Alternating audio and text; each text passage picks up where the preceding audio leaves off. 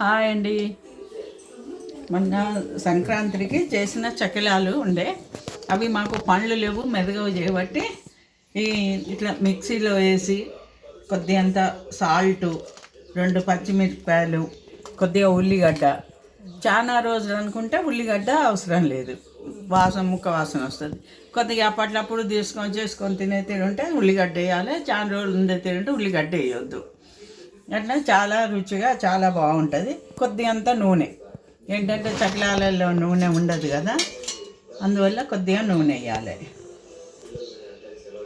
నూనె వేసి ఇట్లా పొడి పట్టుకుంటే చాలా టేస్ట్గా ఉంటుంది, బాగుంటుంది. ఉప్పు కూడా, ఉప్పు, పచ్చిమిర్చి, నూనె ఈ మూడేసి మిక్సీ పట్టుకోవాలి.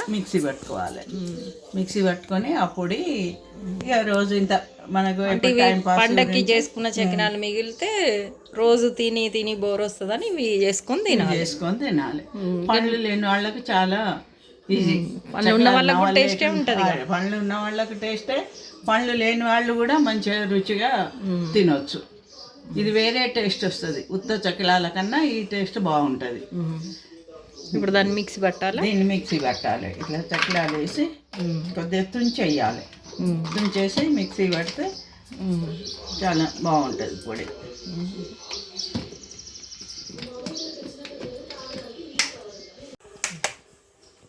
పొడి అయిందా? పొడి కాల ఇంకా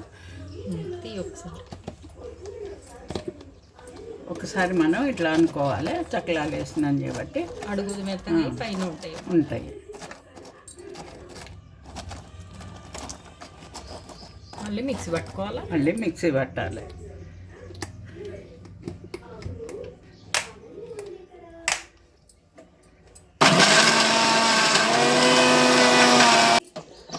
అన్నీ మిక్సీ పట్టుకుంటున్నాం. ఇప్పుడు మిక్సీ పడతాను. పొడి రెడీ అయిందా? పొడి రెడీ. చెంచా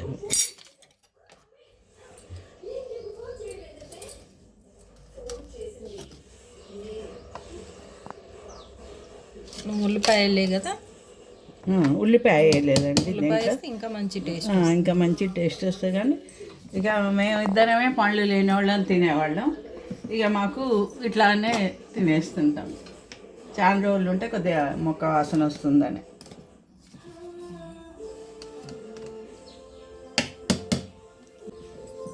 రెడీ.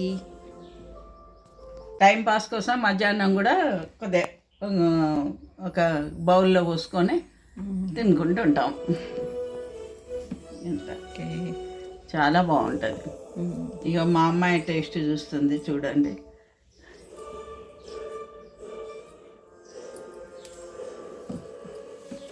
బాగుంది, సూపర్. మీరు కూడా ఇలా చేసుకొని తినండి, మంచిగా ఉంటుంది. ఓకే అండి. ఓకే, చూసారు కదా, టేస్ట్ చాలా బాగుంది. మీరు కూడా చేసుకోండి ఇలాగా చకినాల పొడి.